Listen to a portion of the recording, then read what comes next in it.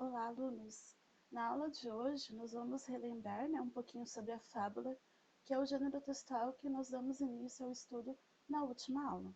Então, vale lembrar que a fábula é uma história narrada em que nós temos alguns animais, principalmente como personagens. Mas esses animais, eles não são, assim, qualquer animais. Eles representam humanos, então são animais humanizados. Essa é uma das principais características da fábula. A fábula, como qualquer texto narrativo, apresenta os elementos da narrativa, que é o personagem, neste caso o personagem é um animal, um objeto, pode ser também, mas são objetos, animais humanizados, então eles têm características humanas ali. Tem também o narrador, lembrando que o narrador pode ser o narrador personagem, aquele que participa da história e conta a história, ou seja, o narrador em primeira pessoa. É como quando eu digo, eu estava andando, de repente encontrei um amigo. Então eu estou contando e participando daquela história que estou narrando. Então eu chamo de narrador personagem. Temos também o narrador observador, que é aquele que só observa o que aconteceu e conta aquilo que ele viu. Então ele não participa da história. É o narrador em terceira pessoa. Como seria? Quando eu digo, por exemplo, João estava andando pela rua quando de repente encontrou um amigo. Eu não estou participando, estou contando o que eu vi sobre o João, certo? Então lá nós temos personagem, temos o narrador, temos um espaço, o local onde a história acontece. Temos um tempo também, um momento em que a história acontece. Mas vale lembrar que na fábula é comum que o local e o tempo não sejam tão definidos assim. Como nós vimos lá na fábula da Assembleia dos Ratos, o local era bem certo, nós sabíamos que era numa sala em que tudo acontecia, na vizinhança de onde o gato morava, um dos personagens da fábula.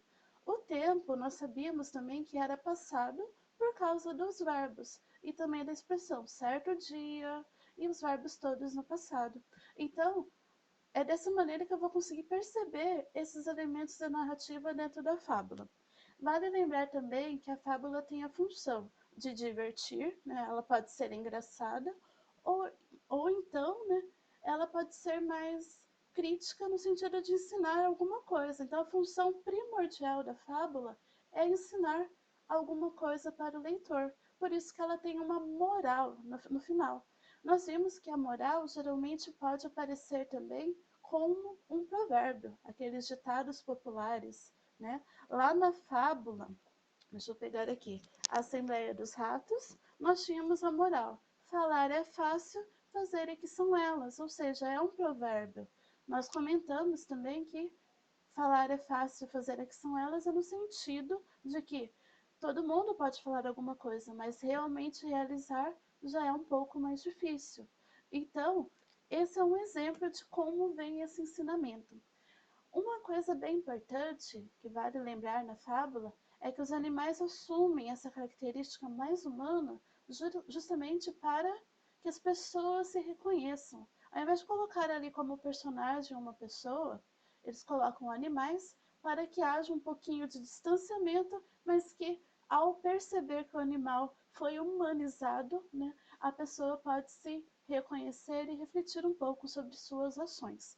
Então, as duas principais funções da fábula, divertir e ensinar. Essa talvez seja a principal diferença da fábula em relação aos outros gêneros narrativos, porque tem esse ensinamento como base, tem essa moral que vem no final da história, certo? Então, eu pedi para vocês fazerem, na última aula, os exercícios da página 5 nós fizemos, da página 6 e da página 7 falando sobre a fábula, certo?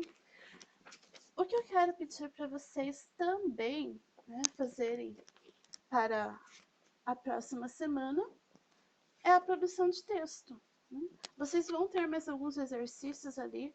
No momento 2, olhem lá na página 10 da apostila. No momento 2, vocês vão encontrar o Pastor e os Lobos, que é outra fábula. Nesta fábula, nós temos o quê? O pastor, um personagem humano, e os lobos, que daí seriam os animais. Mas do mesmo modo, nós temos o quê? Um ensinamento ali. Tá? Vocês vão ver ali a origem das fábulas, né? Então, as fábulas têm, né, uma origem bem antiga, então não é tão atual, mas aqui no Brasil, um dos principais autores, né, das fábulas foi o Monteiro Lobato, mesmo que criou o Sítio do Pica-Pau Amarelo, ele trouxe as fábulas para o nosso contexto, né, brasileiro. Vocês vão encontrar também mais alguns exercícios, depois eu vou deixar certinho as páginas para vocês fazerem, né? E a análise dessa moral. O que é essa moral? Esse ensinamento que nós temos lá no final da história. Temos que tomar cuidado para não confundir a moral com o tema da história. O tema é todo o conteúdo que está acontecendo ali. Então, o tema da Assembleia dos Ratos. Eles tinham o quê? Uma reunião, né, para tentar, entre os ratos, para tentar dar um jeito no gato que era muito forte. Esse é o tema da fábula. Aí tem a moral, que é aquele em relação a falar é fácil e fazer é um pouco mais difícil, certo? Então não confundir as coisas.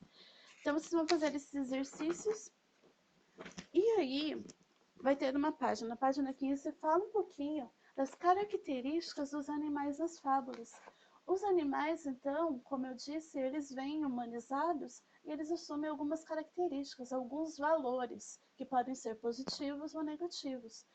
O gato, por exemplo, na Assembleia dos Ratos, ele era forte. A ratazana, que reuniu os outros ratos, ela era esperta, né? Ela tinha aquele sentido de liderança. No entanto, os outros ratos eram acomodados, tinham medo. Né? Então, nós temos algumas características bem específicas que são notáveis, né, nesses animais que aparecem nas fábulas. Tá? Então, depois a gente vai fazer esse exercício também. Né?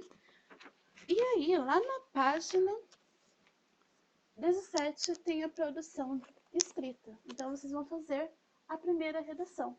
Eu havia comentado para vocês que a primeira redação seria uma fábula. Então, vocês vão ler a fábula O Viajante e a Ursa, que está lá na página 17. Tem algumas perguntas para vocês pensarem um pouco sobre a fábula, para ver se entenderam mesmo a história. E depois tem a produção de texto, que diz assim, lá na página 19, diz assim: agora você vai criar uma fábula. Ela deverá ser lida, né? Aqui no caso a gente não vai ler para uma pessoa escolhida da sala, porque não estamos em sala, mas será lida por mim. Então vocês vão escolher uma fábula, vou escrever uma fábula e vou escolher um provérbio para ser o ensinamento dessa fábula, certo? Eu vou pôr para vocês lá do Fênix o enunciado bonitinho, né, de como deve ser feita a fábula, os passos a passo, né? Porque aqui vocês têm alguns exemplos, né? Mas tem muita gente que lê e fica confuso, então eu vou colocar bem certinho para que não haja dúvida, bem pontual, certo?